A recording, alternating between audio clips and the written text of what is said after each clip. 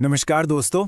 आज हम रीजनिंग के एक ऐसे टॉपिक को समझने वाले हैं जो कॉम्पिटिटिव एग्जाम्स में आप जानते ही हैं कितना ज़रूरी है, सिलॉजिज्म। और हाँ, जैसा आप लोगों ने कहा, हम इसे बहुत ही आसान हिंदी में एकदम स्टेप बाय स्टेप समझेंगे। अच्छा, सच सच बताइएगा, ये जो कथन और निष्कर्ष वाले सवाल आते हैं, इनको देखकर थोड़ी उलझन होती है ना? कि भाई कौन सा निष्कर्ष सही है और कौन सा गलत, पता ही नहीं चलता। पर मेरा यकीन मानिए, आज ये सारी उलझन हमेशा के लिए खत्म हो जाएगी। तो चलिए शुरू करते हैं। सबसे पहले तो यही समझ लेते हैं कि ये सिलोजिज्म आखिर है क्या। नाम सुनने में थोड़ा भारी लगता है, पर कॉन्सेप्ट इसका बहुत ही सीधा साधा है। देखिए, ये पूरा का पूरा टॉपिक बस एक ही चीज पर घूमता है। आपको कुछ एलिमेंट्स यानी तत्व दिए जाएंगे और आपको बस उनके बीच का रिश्ता समझना है। That's it. ये बस आपकी एनालिटिकल स्किल्स को परखता है और कुछ भी नहीं। तो अब सवाल ये है कि इन रिश्तों को समझने का सबसे अच्छा, सबसे आसान तरीका क्या है?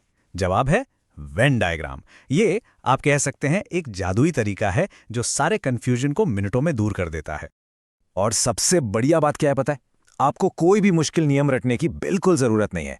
बस स्टेटमेंट पढ़िए, एक सिंपल सा डायग्राम बनाइए और सारे रिश्ते आपके सामने एकदम शीशे की तरह साफ हो जाएंगे। ये सबसे बेस्ट और सबसे रिलायबल तरीका है, ट्रस्ट मी। चलिए अब एक्शन में आते हैं और देखते हैं कि ये डायग्राम बनता कैसे है। देखिए, पूरा सिलॉजिज्म सिर्फ 4 बेसिक रिश्तों पर टिका हुआ है। यही वो 4 पिलर्स हैं जिनसे हर सवाल बनता है। आइए एक एक करके इनको समझते हैं। पहला और सबसे कॉमन रिश्ता है सभी, यानी ऑल। जब भी कहा जाए सभी ए बी हैं तो इसका डायग्राम बहुत सिंपल है। ए का पूरा गोला बी के गोले के अंदर बनेगा। बस इसका मतलब हुआ कि ए बी का ही एक हिस्सा है। दूसरा रिश्ता है कुछ, यानी सम। अब कुछ ए बी हैं का मतलब है कि ए और बी के गोलों में थोड़ी सी दोस्ती है, वो एक दूसरे को हल्का सा काट रहे हैं। ये जो कॉमन हिस्सा है ना, बस यही वो कुछ है। तीसरा रिश्ता एकदम उल्टा है, कोई नहीं मतलब नो। कोई ए बी नहीं है का सीधा सा मतलब है कि ए और बी में कोई कनेक्शन नहीं है, जीरो कनेक्शन। इनके डायग्राम में दोनों गोले बिल्कुल अलग अलग बनेंगे, एक दूसरे से दूर। और चौथा, हमारा आखिरी बेसिक रिश्ता है कुछ नहीं, यानी सम नॉट। जब कहा जाए कुछ ए बी नहीं है, तो हम डायग्राम में ये दिखाते हैं कि ए का एक खास हिस्सा है जिसका बी से कोई लेना देना नहीं है। ए के उस हिस्से पर बी के लिए नो एंट्री है।